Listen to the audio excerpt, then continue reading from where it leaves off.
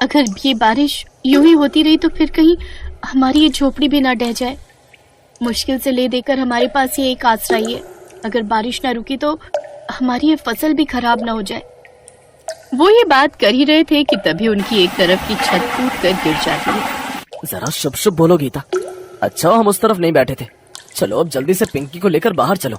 अपनी झोपड़ी से बाहर आकर मनोज की नजर कुछ दूरी पर बने भैंसों के तबेले में जाती है। बाहर बारिश जोरों की थी, इसलिए वो वहीं जाकर रुक जाते हैं। एक तरफ उनकी झोपड़ी टूट जाती है, साथ ही खेत की फसल भी बर्बाद हो जाती है। अगली सुबह बारिश रुक तो जाती है, लेकिन उन तीनों को अब जोरों की भूख लगी थी। बाबा, जोरों की भूख लगी है। तुम दोनों यहीं रुको, मैं मदन भाई से कुछ खाने का मांग कर आता हूँ। वो जल्दी से मदन के घर जाता है, जहाँ पहले से ही ताला लगा हुआ होता है। मैं एक काम करता हूँ, जल्दी से पास वाले बगीचे में से जाकर कुछ फल ले आता हूँ। कम से कम बिटिया की कुछ भूख तो शांत होगी। मनोज गीता से कहकर पास वाले बाग में जाता है, जहाँ पहले से ही बहुत सारे सेब लगे हुए थे। इस बगीचे का मालिक तो कहीं दिखाई नहीं दे रहा, और बिना उसकी इजाजत के मैं ये कैसे ले जाऊँ। हे भगवान, उस मालिक को जल्दी भेज दो। एक तो वैसे ही हमारी झोपड़ी टूट गई है और हम लोग सड़क पर आ गए हैं।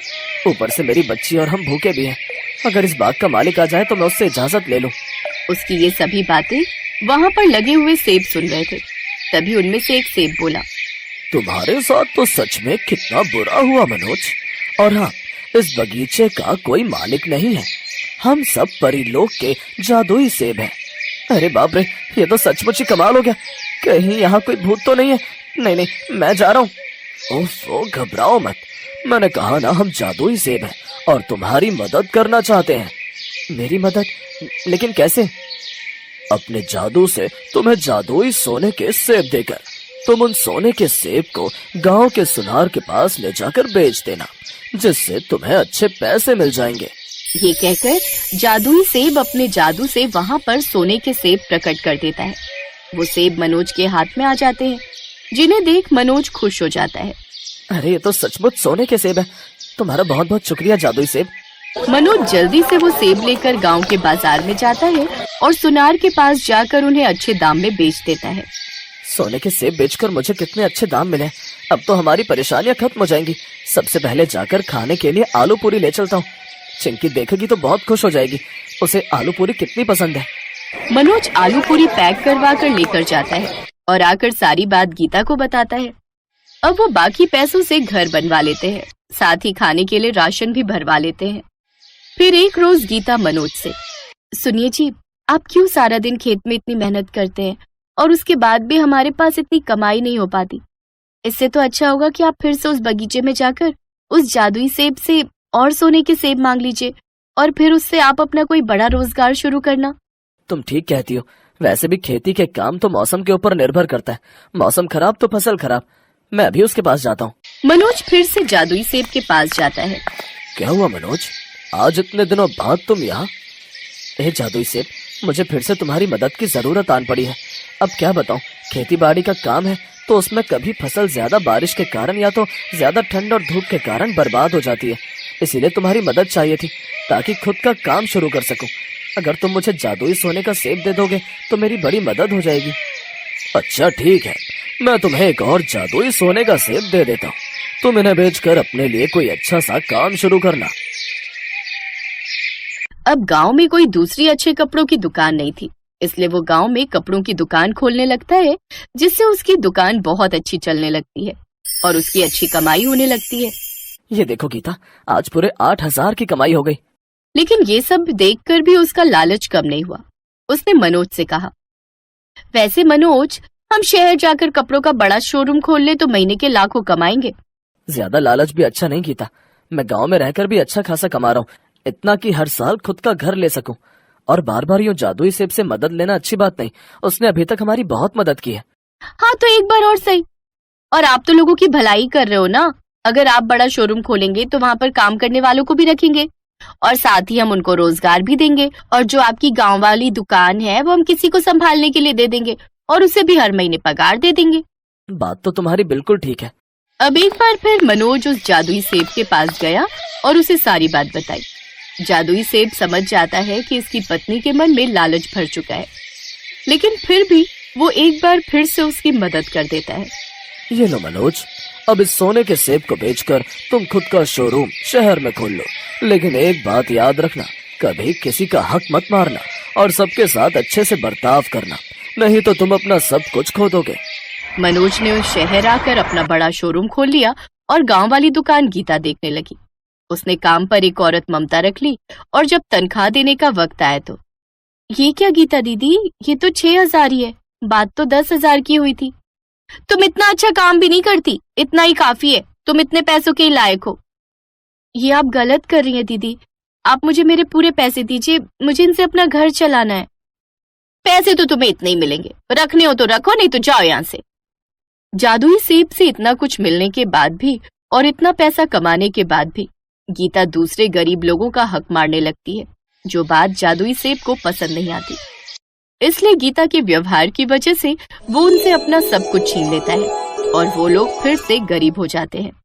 अब गीता और मनोज को अपनी गलती का एहसास होता है, लेकिन तब तक बहुत देर हो चुकी थी।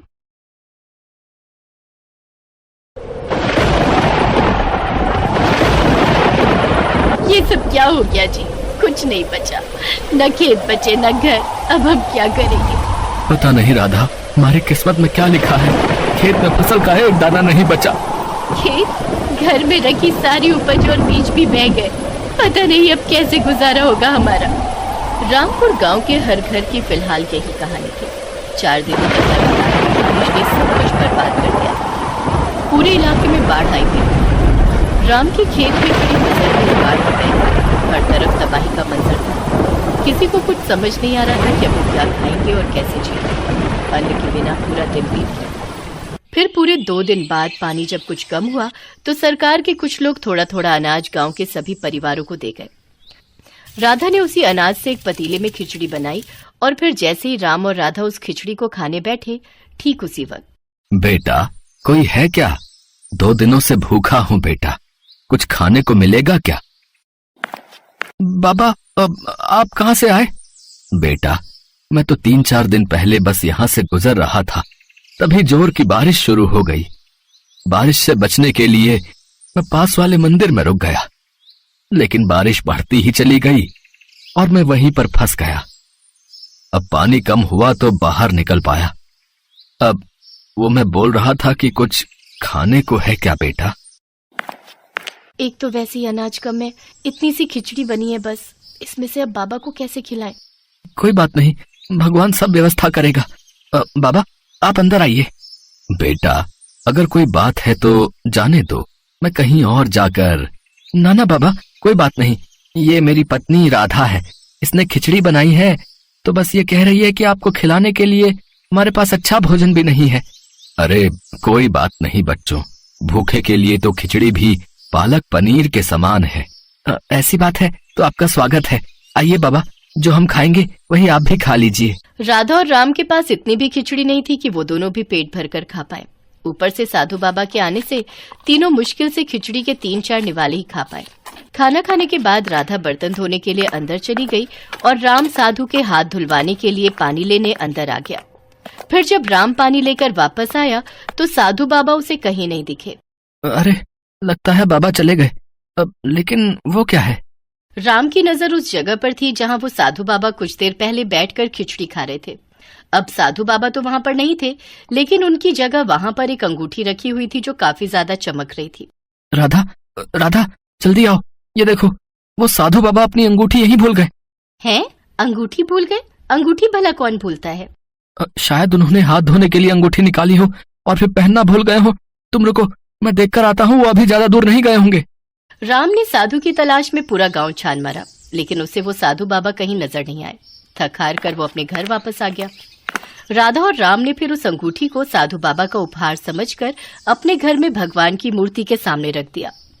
उधर बाढ़ का पानी भी अब पूरी तरह से उतर गया था, लेकिन पूरे गांव के सामने अब चुनौती ये थी कि खेतों में क्या और कैसे उगाया जाए, क्योंकि पूरे गांव में किसी के पास भी न बीज बचे थे और न ही उन्हें खरीदने के लिए पैसे। गांव में भुखमरी की नौबत आ चुकी थी। फिर एक दिन क्या हुआ? थक गए क्या? हाँ, पूरा दिन भटकता रहा, लेकिन पूरे गांव में किसी के पास एक भी बीज नहीं बचा है। सब कुछ बाढ़ में बह गया और तुम्हारे खाने के लिए भी कुछ इंतजाम नहीं हो पाया है। मुझे भूख नहीं लगी है, अब आप मेरी फिक्र मत करो। 2 दिन से कुछ नहीं खाया है तुमने और कहती हो कि भूख नहीं लगी है। हे भगवान, ये कैसे दिन देखने पड़ रहे हैं मुझे। मैं अपने पति को खिचड़ी तक बनाकर नहीं खिला सकती। खिचड़ी की बात सुनते ही राम का दिमाग ठनका और उसने तपाक से पूछा, क्या कहा तुमने राधा? यही कि अब हमारी किस्मत में खिचड़ी भी नहीं है। हाँ, मुझे अभी याद आया। याद करो, उस दिन हमारे घर एक साधु बाबा आए थे और वो अपनी अंगूठी यहीं पर छोड़ गए थे। हो सकता है कि वो हमारे हालात देखकर जानबूझकर उसे यहाँ छोड़ गए हो। जल्दी करो, वो अंगूठी लेकर आओ। हम उसे बेचकर कुछ और दिन खाना खा सकते हैं। पर वो तो बाबा की अमानत है ना।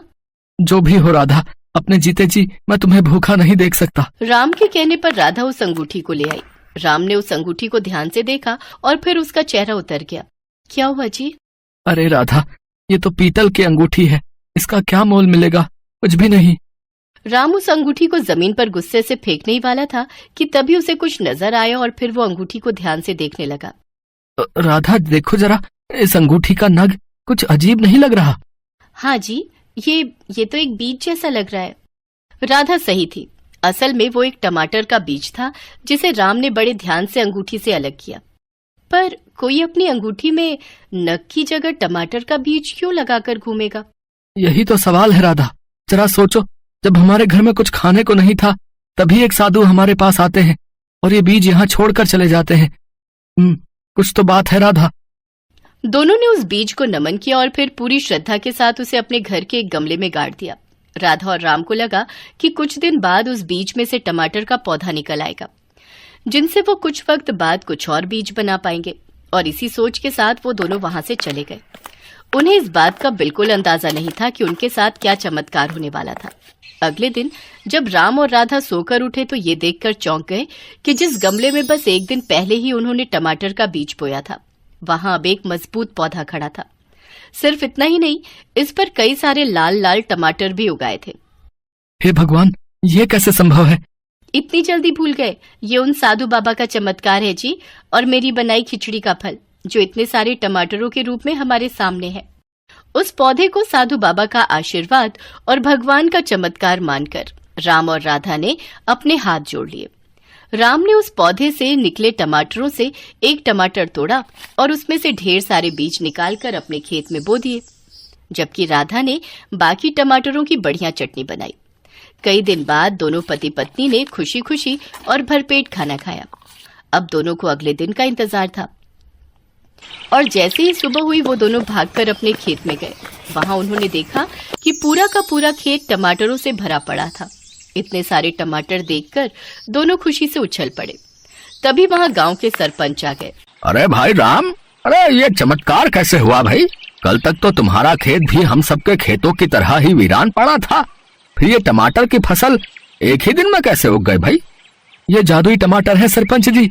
अब आप बिल्कुल चिंता मत करिए, अब हमारे गांव में कोई भी भूखा नहीं रहेगा।